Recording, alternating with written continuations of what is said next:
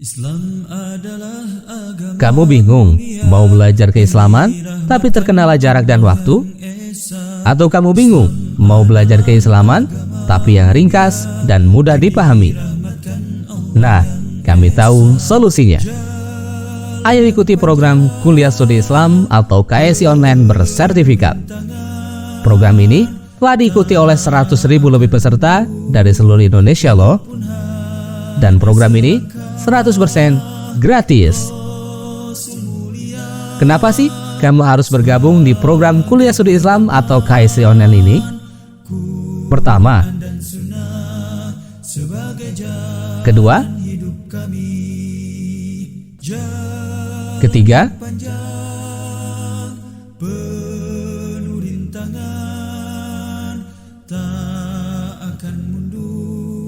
walaupun hanya selangkah. Rasul mulia keempat, sebagai pedoman, kelima, Quran dan Sunnah sebagai keenam, jalan hidup kami. Islam adalah agama mulia. dan seluruh program ini gratis. Allah yang esa. Daftar sekarang juga dengan ketik KSI, tanda pagar nama lengkap, tanda pagar kota, dan kirim melalui nomor WhatsApp berikut ini. Ayo tunggu apa lagi? Daftar segera di program Kuliah Studi Islam atau KSI Online. Masya Allah, menarik bukan? Bagi kamu yang ingin belajar keislaman tapi terkendala jarak dan waktu, dan yang ingin belajar keislaman tapi yang ringkas dan mudah dipahami, Kuliah Studi Islam atau KSI Online solusinya.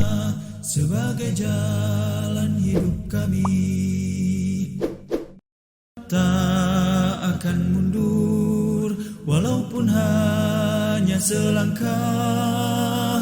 Rasul mulia sebagai pedoman, Quran dan Sunnah sebagai jalan hidup kami.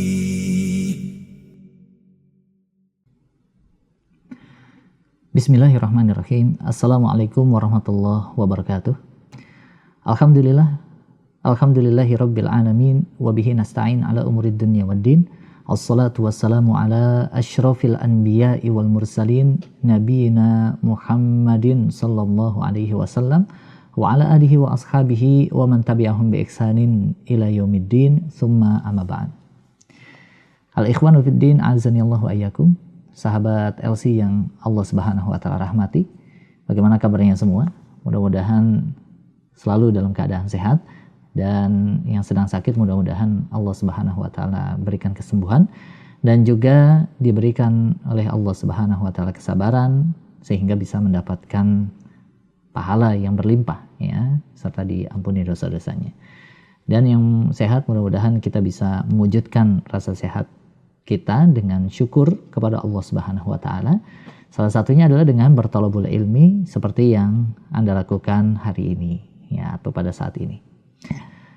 Nah, baik, al-ikhwanu fiddin azanillahu wa iyyakum, sahabat LC yang Allah Subhanahu wa taala rahmati. Hari ini insyaallah kita akan bahas satu pembahasan yang penting, ya, yaitu terkait dengan 3 landasan yang harus dipahami oleh setiap muslim, termasuk oleh kita, ya. Jadi sahabat LC, kalau misalkan kita lihat salah satu tanda kemuliaan dan juga kebenaran agama Islam, yaitu Islam mengatur umatnya atau umat manusia mulai dari hal yang besar sampai hal yang kecil, gitu ya. Bahkan tidak sedikit kita lihat pembahasan para ulama, kitab-kitab para ulama yang kalau kita tumpuk atau kita jabarkan mungkin akan sangat banyak sekali, ya. Keilmuan Islam juga sangat banyak. Kita mengenal ada pembahasan akidah, pembahasan tauhid, pembahasan manhaj, belum pembahasan fikih, ada lagi sirah nabawiyah, ada tarikh Islam dan lain sebagainya, ya. Sehingga terkadang bagi kita selaku thalabul ilmi merasa bingung, kita harus mulai belajar itu dari mana dulu, gitu ya. Kalau misalkan kita belajar semua kok kayaknya banyak banget, ya. Lantas Kalau misalkan kita masih berpikiran dari mana dulu ya, kita harus belajar. Ya, kita harus belajar paling tidak mulai dari yang dasar-dasar atau yang pokok-pokok, ya, yang inti-intinya, ya. Sehingga dengan hal itu nanti akan memudahkan kita untuk lanjut belajar ke sesi berikutnya atau pembahasan-pembahasan yang berikutnya. Nah, ada 3 hal yang harus kita pahami, sahabat, kalau kita mau belajar tentang keilmuan Islam, supaya kita juga tidak salah arah dan juga punya landasan. Ya, makanya di sini disebut biasanya oleh para ulama dengan thalathatul usul. Ya, ada 3 landasan pokok. Ya, al-usul, ya, kalau kita lihat dari bahasanya itu berasal dari kata al-aslu. Ya, artinya adalah pondasi, landasan. Ya, kita lihat kalau rumah yang pertama kali dibangun apanya? Bukan gentengnya, bukan atapnya, bukan dindingnya, bukan kan? Apa yang paling pertama kali dibangun? Yang paling pertama dibangun itu pondasinya. Al-aslunya, asalnya, ya, dasarnya. Sehingga kalau dasarnya sudah kuat, ya, dasarnya sudah terbentuk, maka ketika ingin membangun tiang, membangun tembok, membangun rumah, membangun atap itu akan lebih mudah. Ya, begitu juga dengan kita. Kalau kita ingin membangun jiwa-jiwa dan kepribadian Islam di dalam diri kita, maka yang paling harus diperhatikan pertama kali itu adalah dasarnya, pondasinya. Ya. Paling tidak ada 3 hal yang harus kita pahami. Ya. Yang pertama ini adalah ma'rifatullah. Ya. Mengetahui, berilmu tentang Allah Subhanahu wa taala, Rabb kita, Rabbul Alamin. Ya. Atau biasa disebut di sini ma'rifatul abdi rabbahu. Ya, mengetahui tentang Allah Subhanahu wa taala. Ya. Yang kedua itu adalah wadinahu, dan juga agamanya. Nanti kita akan bahas satu-satu insyaallah. Dan yang ketiga itu adalah wa nabiyahu Muhammad sallallahu alaihi wasallam, dan juga mengetahui, berilmu tentang Rasulullah Muhammad sallallahu alaihi wasallam. Nah, inilah sahabat LC yang berbahagia di mana saja saat ini Anda berada. Kalau kita mau mempelajari tentang Islam, ya, maka kita harus paham dulu tentang pondasinya supaya kita nggak bingung, nggak salah arah, ya, dan mudah memahami. Kan terkadang banyak orang yang pengen belajar ini, pengen belajar itu, pengen belajar bahasa Arab dulu, ini dulu. Nggak salah. Tapi hendaknya dia harus memahami terlebih dahulu tentang 3 landasan ini. Supaya dia mudah memahami, mudah memotivasi dirinya, dan juga tidak mudah untuk lesu, tidak mudah patah semangat, ya, tidak mudah pundung, ya, untuk belajar Islam lebih jauh lagi. Karena terkadang ada masa-masa jenuhnya, ya. Ya, ini biasanya kalau misalkan tidak kita barengi dengan paham pondasinya, maka di masa jenuh ini nanti kita akan berbalik. Ya, kita akan nggak semangat lagi untuk belajar Islam. Ya. Baik, supaya kita tahu bagaimanakah pentingnya al-aslu ini, kita simak firman Allah Subhanahu wa taala di Al-Qur'an surat Ibrahim ayat yang ke-24. Ya. Kita lihat bagaimana Allah Subhanahu wa taala menggambarkan tentang pondasi ini. Ya. Allah Subhanahu wa taala berfirman, "A'udzubillahi minasyaitonirrajim. Alam tara kaifa daraballahu mathalan kalimatan thayyibatan kasyajaratin thayyibatin asluha." Ya. Tidakkah kamu perhatikan, kata Allah, permisalan yang Allah Subhanahu wa taala gambarkan, ya, bagaimana kalimat yang baik itu seperti pohon yang baik. Ya. Bagaimana pohon yang baik itu? Yaitu asluha thabitun wa far'uha fis sama.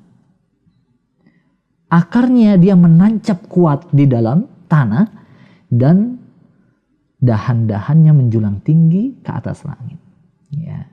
Ini untuk menggambarkan pentingnya kita memahami pondasi ini supaya tadi akarnya bisa kuat, sehingga setinggi apapun keilmuan kita, maka tidak akan goyah untuk menghadapi tantangan zaman. Ya, baik. Ikhwanu fiddin azanillahu wa iyyakum, sahabat LC yang dirahmati oleh Allah Subhanahu wa taala. Yang pertama adalah kita perlu mengetahui ma'rifatul 'abdi rabbahu. Kita harus tahu tentang siapakah Tuhan kita. Ya, siapakah Allah Subhanahu wa taala? Ya. Yaitu mengenal Allah Subhanahu wa taala sebagaimana yang Allah perkenalkan dirinya sendiri di dalam Al-Qur'an ataupun yang diperkenalkan oleh Rasulullah Muhammad SAW di dalam hadis-hadisnya. Karena kita mencukupkan gambaran ataupun mencukupkan pengetahuan kita terkait dengan Allah Subhanahu wa taala itu hanya dari sumber-sumber nas-nas yang syar'i. Nggak boleh dari katanya-katanya. Katanya Allah begini, katanya Allah begitu, enggak. Ya. Karena yang paling tahu tentang Allah Subhanahu wa taala adalah dirinya sendiri. Ya. Dan yang bisa mengajarkan tentang siapakah Allah adalah Allah Subhanahu wa taala itu sendiri. Bagaimana Allah mengajarkan kita? Yaitu Allah maktubkan di dalam Al-Qur'an. Dan juga disampaikan dari lisan Rasulullah sallallahu alaihi wasallam. Ya. Banyak Allah Subhanahu wa taala memperkenalkan dirinya dari ayat-ayat Al-Qur'an. Ya, seperti di surat yang sudah sama-sama kita hafal, surat Al-Ikhlas, ya, itu terkait dengan ma'rifatullah. Ya, ma'rifatul 'abd rabbahu. Ya. Allah sedang mengajarkan kepada hambanya tentang dirinya sendiri. Bagaimana Allah itu? Yaitu qul huwallahu ahad. Allah adalah satu-satunya, enggak ada yang kedua, enggak ada yang ketiga, enggak ada. Ya. Kemudian Allah gambarkan juga setelahnya Allahus samad, lam yalid wa lam yulad wa lam yakul lahu kufuwan ahad. Allah Subhanahu wa taala tempat bergantung segala sesuatu, ya, tempat bersandar segala sesuatu yang tanpa dirinya maka semuanya akan jatuh. Seluruh alam semesta ini bergantung terhadap Allah Subhanahu wa taala, termasuk kita. Ya, termasuk kita. Kita ini bergantung bagaimana Allah Subhanahu wa taala. Ya.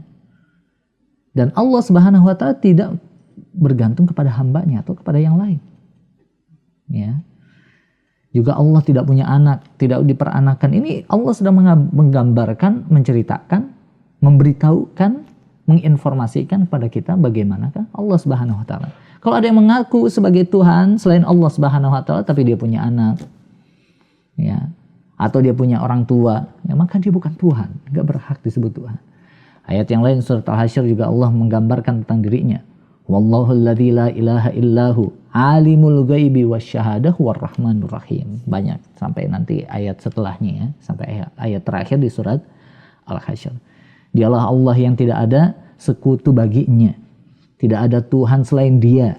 Ya, alimul ghaibi wasyahadah. Dia yang maha mengetahui terhadap segala sesuatu yang gaib ataupun yang nampak.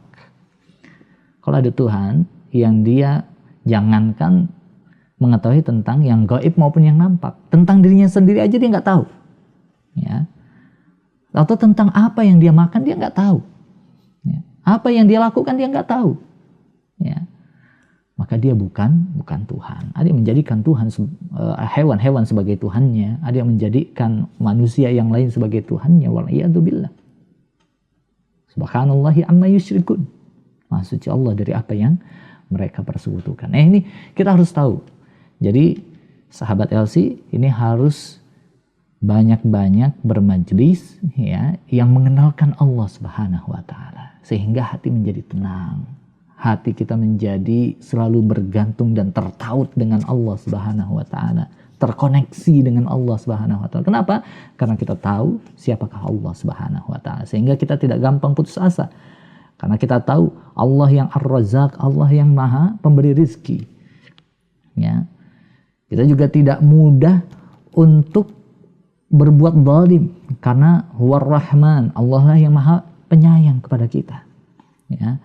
Tidak gampang berbuat maksiat, merusak diri kita sendiri, memakai narkoba, ya. Kemudian juga judi online dan lain sebagainya, itu karena kita tahu Allah.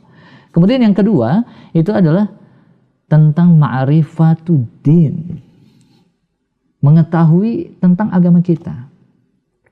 Apa itu agama? Ya, apa yang diminta oleh agama kita?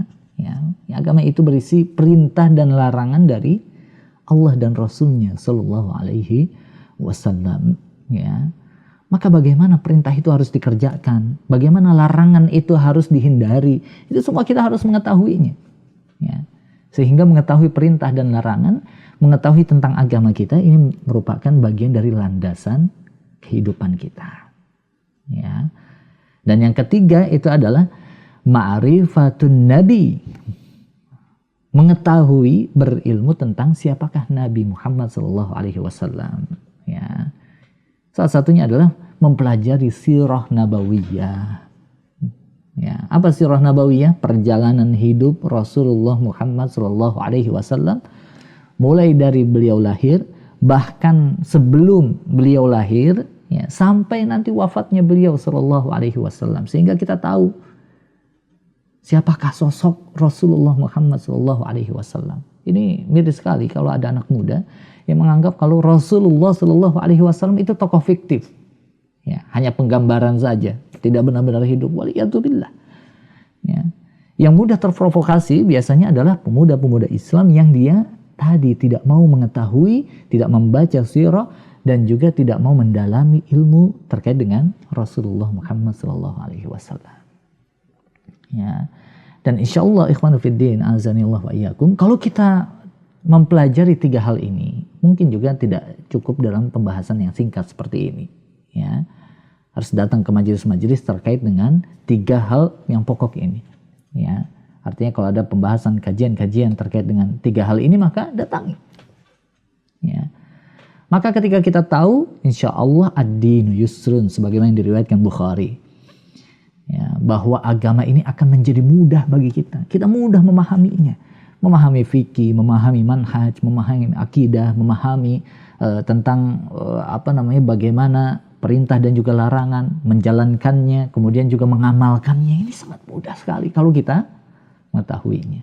Mungkin selama ini kita sulit untuk merealisasikan, melaksanakan agama kita, ya, dikarenakan apa? Kita belum tahu landasannya. 3 landasan ini belum kita pahami betul. Ya.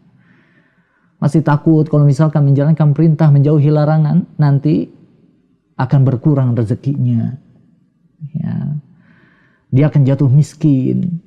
Dia akan terhina di tengah-tengah masyarakat, waliyadzubillah. Dia akan dicemooh, ya, karena dia tidak tahu tentang 3 landasan pokok ini.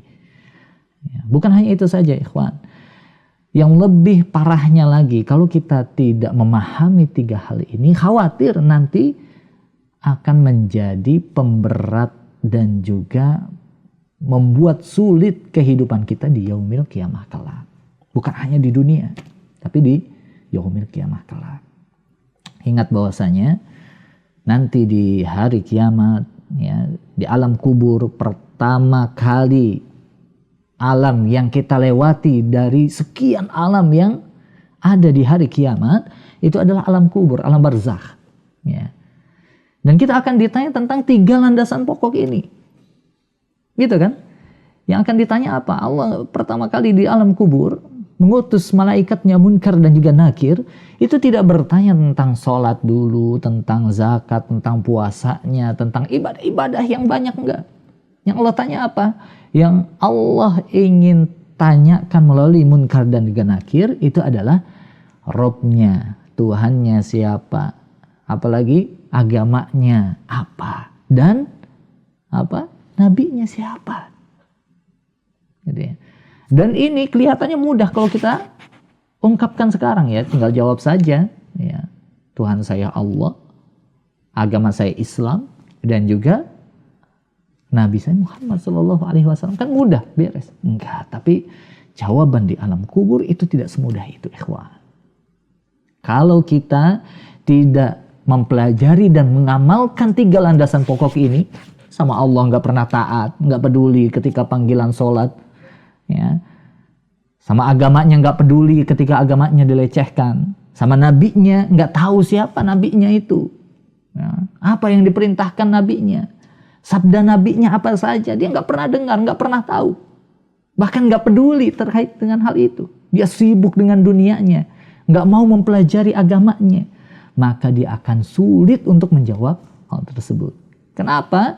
Karena kata Allah Subhanahu wa taala, hanya orang-orang yang mengamalkannya saja, yang mengetahui dan juga mengamalkannya, itu yang Allah akan permudah dia untuk menjawabnya. Ya.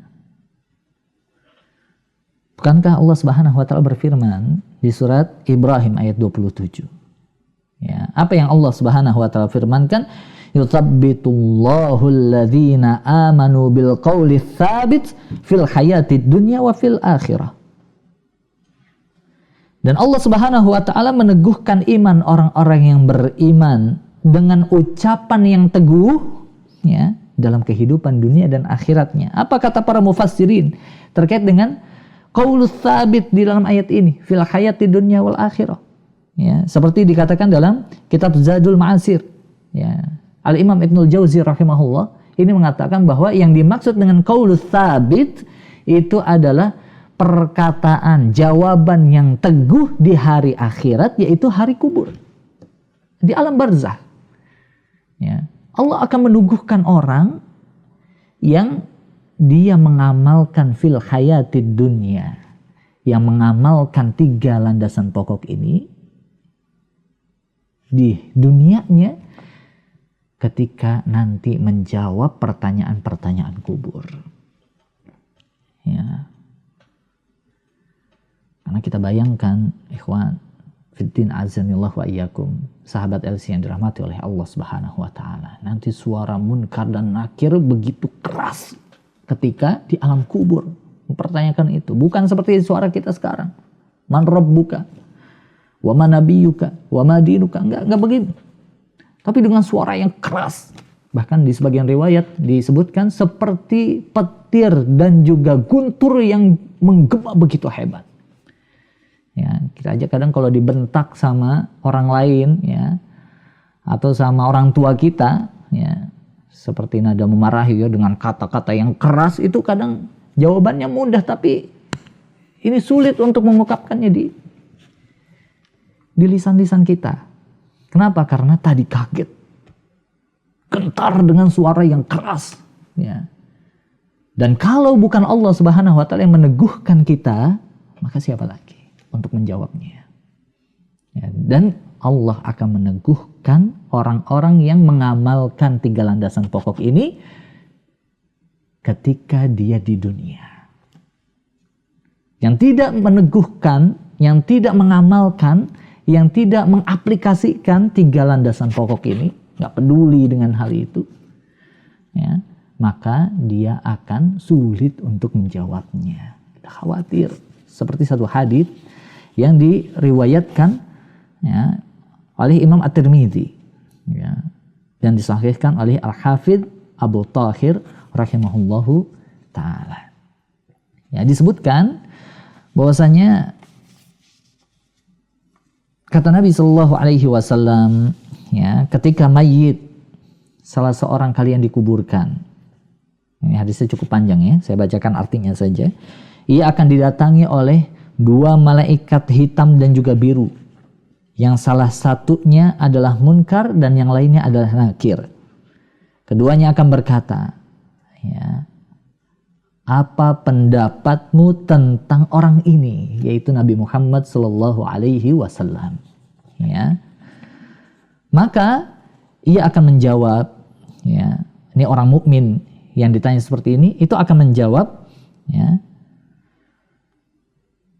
Abdullah wa Rasuluh, dia adalah hamba Allah dan juga Rasulnya Sallallahu Alaihi Wasallam. Ya. Aku bersaksi tidak ada yang berhak disembah kecuali Allah, dan aku bersaksi bahwa Nabi Muhammad Sallallahu Alaihi Wasallam adalah utusan Allah Subhanahu Wa Taala. Maka apa yang dikatakan oleh kedua malaikat ini mendengar jawaban tersebut, ya, dan kenapa orang ini, seorang Muslim ini bisa teguh, bisa menjawabnya dengan mudah? Karena bil qauli tsabit, Allah yang meneguhkannya. Kenapa Allah meneguhkannya? Karena dia mengamalkan 3 landasan pokok ini di dalam kehidupan dunianya. Gitu ya. Sehingga kata malaikat munkar nakir mendengar jawaban tersebut, kami mengetahui, lihat nih ya, kami telah mengetahui bahwa kamu dahulu telah mengatakan hal tersebut dan juga mengamalkannya. Ya, diungkapkan oleh malaikat munkar dan nakir. Kenapa dia bisa menjawab dengan mudah? Karena dia telah mengamalkannya dan juga mengetahuinya di dunia. Bayangkan kalau kita nggak tahu tentang hal itu, ya, kita akan sulit menjawabnya. Maka dia mendapatkan diluaskan kuburannya menjadi 70 kali 70 hasta, diberi penerangan oleh Allah Subhanahu wa taala di alam kuburnya, dan dikatakan kepadanya tidurlah, maka dia pun tertidur sebagaimana seorang pengantin baru yang dia tertidur dan tidak dibangunkan kecuali oleh orang yang paling dicintainya, yaitu Allah Subhanahu wa taala. Ya, indah sekali perumpamaan Allah Subhanahu wa taala yang Allah lakukan kepada hamba ini. Ya, sampai disebutkan dia tertidur seperti pengantin baru yang tidak mungkin dibangunkan kecuali oleh orang yang paling dicintainya, yaitu Allah Subhanahu wa taala. Sehingga antara di alam kuburnya dia meninggal dunia hingga yaumil qiyamah seakan-akan sebentar. Beda dari riwayat yang kita bacakan ini, Nabi SAW menyebutkan tentang kondisi orang munafik yang mengaku Islam tapi nggak mau mempelajari itu, tapi mengkhianati Islam, apalagi memusuhi Islam di dalam hatinya. Ketika ditanya oleh malaikat munkar nakir, dia akan menjawab, ya, aku mendengar tentang orang ini, tentang Nabi SAW, dan aku mengatakan apa yang orang katakan. Lihat, dia hanya ikut-ikutan aja, nggak berilmu, nggak mengamalkannya, enggak. Dia cuma ikut-ikutan aja, karena orang beriman, orang lain beriman, teman-teman saya beriman, ya saya ikut beriman. Ya, tapi dia nggak tahu hakikatnya, dia nggak tahu ilmunya, dia nggak tahu apa yang harus dia lakukan terhadap tadi 3 landasan pokok ini. Maka apa yang dilakukan oleh malaikat munkar dan juga nakir, maka dikatakanlah kepada bumi, ya, himpitlah ia, maka dihimpitlah jenazah tersebut hingga tulang-tulang rusuknya berserakan, dan ia akan selalu diazab oleh Allah Subhanahu wa taala sampai waktu dibangkitkannya dari tidurnya. Waliyadzubillah. Ya. Nah, ikhwanu fiddin azanillah wa iyyakum. Ya, sahabat LC yang Allah Subhanahu wa taala rahmati. Makanya ayolah kita terus bersemangat untuk menuntut ilmu-ilmu syar'i. Ya, datangi majelis-majelis ilmu yang di dalamnya dibahas tentang Al-Qur'an dan Sunnah, bukan cerita-cerita dongeng saja yang nggak tahu itu riwayat siapa, benar atau tidak, sahih atau tidak, enggak. Kita datangi yang di situ ditanamkan ilmu-ilmu syar'i. Qala Allah wa qala Rasul. Ya. Dan juga disebutkan pendapat-pendapat para ulama dari kitab-kitabnya. Kita datangi itu. Ya. Mudah-mudahan Allah Subhanahu wa taala mudahkan kita untuk memahami agama ini, dan Allah mudahkan kita untuk menjawab pertanyaan-pertanyaan yang ada di alam kubur nanti. Ya. Ada satu riwayat lain yang mungkin saya perlu bacakan di sini yang menegaskan bahwa orang yang akan dimudahkan oleh Allah menjawab 3 pertanyaan di alam kubur itu adalah orang yang mengamalkan hal tersebut. Ya. Yang mengetahui, berilmu, mendatangi majelis-majelis ilmu, paham tentang apa yang disampaikan dalam ilmu tersebut, dan juga mengamalkan ilmu tersebut. Enggak cuma sekadar didengar, habis itu dilupakan, dilalaikan, enggak peduli, enggak. Ya. Yaitu datang dari Nabi SAW, riwayatnya Bukhari Muslim. Ya, kata Nabi SAW, al-muslimu idza su'ila fil qabri, seorang muslim kalau ditanya di dalam kuburnya, syahida an la ilaha illallah wa anna muhammadan rasulullah, ya, maka dia bersaksi bahwa tidak ada Rabb selain Allah dan Muhammad adalah Rasulnya, fadzalika qauluhu yutsabbitullahu alladzina amanu bil qauli tsabit ila akhirih. Ya. Seorang mukmin itu kalau ditanya di alam kubur, dia akan bersaksi tidak ada Tuhan selain Allah dan Muhammad adalah Rasulnya, dan itulah yang Allah katakan sebagaimana di surat Ibrahim ayat 27 tadi. Ya. Kemudian di riwayat yang lain ya, seperti diriwayatkan oleh At-Tabari, ya, ketika menafsirkan surat Ibrahim ayat 27, ya, maka ketika seorang muslim ditanya tentang man rabbuka wa ma dinuka wa ma nabiyuka, maka dia akan menjawab Rabbi Allah wa dinil Islam wa nabiyyi Muhammad sallallahu alaihi wasallam. Ya, siapa Rabbmu, apa agamamu, dan siapakah Rasulmu, ya, siapakah nabimu, maka dia akan menjawab Tuhanku Allah, ya, agamaku Islam, dan nabiku adalah Muhammad sallallahu alaihi wasallam. Maka dikatakan kepadanya, ja'ana bil bayyinati min indillah fa amantu bihi wa saddaqtu, fayaqulu lahu saddaqta ala hadza aishta wa alaihi mitta wa alaihi taba'ath.